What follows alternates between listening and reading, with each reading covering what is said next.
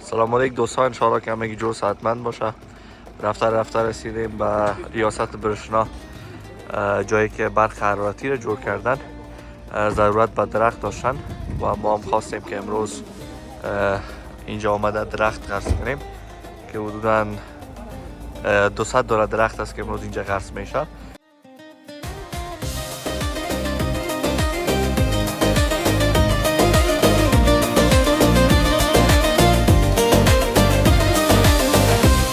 شکراجان کسی است که امانگیر انجام داده در می قسمت آوردن درخت ها.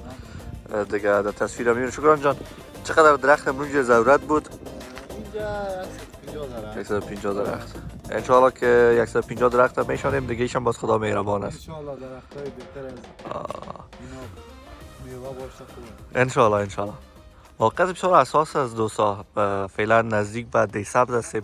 تپایی را که میبینین، کوهایی را که میبینین مربوط به دی سبز میشه و یک موقعیت که بسیار اساس است به حساب. برشنا به ما به حساب برق فراهم میکنه، ما هم خواستیم که سرسبزی فراهم کنیم. هر دو یک کمباین خوب بوده میتونه.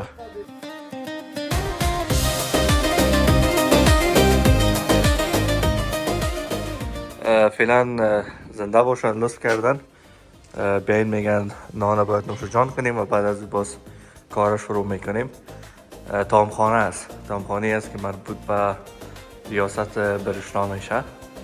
دیگه اینجا نان رو میخوریم انشالله و بعد از اون باز کار خود شروع میکنیم. تامخانه بسیار مجهز.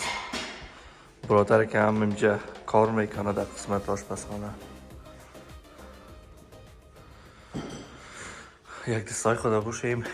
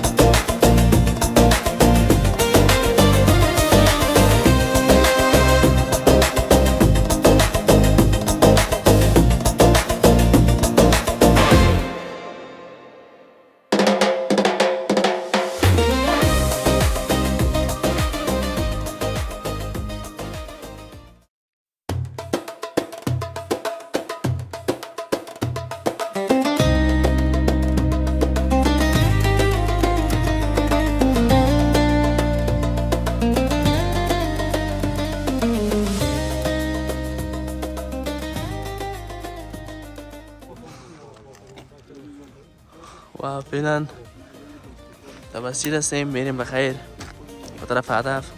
اصلا چی احساس داری؟ حالا بسیار احساس خوشحالی دارم که در تو موقعیت درخت غرس میکنیم. دیگه واقعا جای افتخار است. امید آبادی و سرسبزی افغانستان. انشالله. این جایی که وجود داریم مرکز آموزشی از در واقع مرکز آموزشی برشنا است. انجینر صاحبایی که میخواین در بخش برق تکنیکی شوند بیان، دلیه دارن، مجاز است و با انجینر صاحبا آموزش داده میشه اینجا به حساب مهارت‌های برق و این موارد. قسمتی که جایش میبینین کندیم، این قسمت قرار است ما درخت‌های خود غرس کنیم به تعداد 1.5 درخت سنجد، درخت ناک. تا خدا جان قوت نصیب کنه.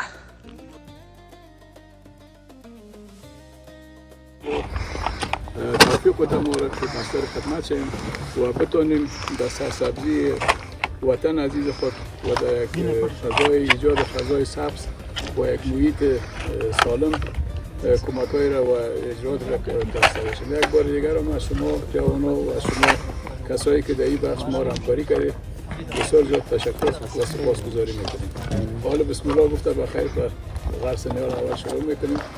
از توجهتون تشکر. از عامر صاحب محترم، شکران جان از کارمند برشنا و در پهلوش تمام دوستایی که از دل جان خدمت کردن، افراها را آماده کردن و به شکل درستش درختانی خود شروع میکنیم و امید خداوند. شکر.